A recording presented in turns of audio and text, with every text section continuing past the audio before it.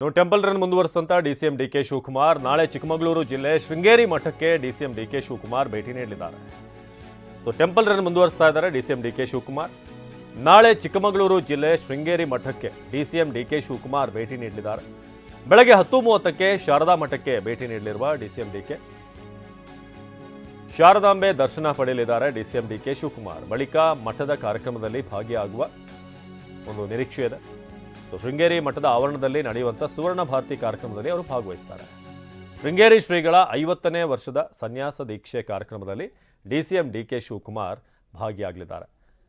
ಭಾರತೀ ತೀರ್ಥ ಮಹಾಸ್ವಾಮಿ 50 ವರ್ಷ ಪೂರೈಕೆ ಸಂದರ್ಭದಲ್ಲಿ ಅವರು ಕೂಡ ಅಲ್ಲಿ ಉಪಸ್ಥಿತರಿರ್ತಾರೆ. ಬೆಳಗ್ಗೆ 10:30ಕ್ಕೆ ಶಾರದಾ ಮಠಕ್ಕೆ ಡಿಸಿಎಂ ಡಿಕೆ ಶಿವಕುಮಾರ್ ಭೇಟಿ ನೀಡಲಿದ್ದಾರೆ.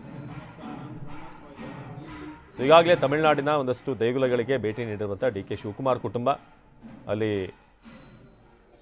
ಹಲವಾರು ಕಾರ್ಯಕ್ರಮಗಳನ್ನು ಅಂದರೆ ಪೂಜಾ ಕಾರ್ಯಕ್ರಮಗಳನ್ನು ಕೂಡ ಹಮ್ಮಿಕೊಂಡಿದ್ರು.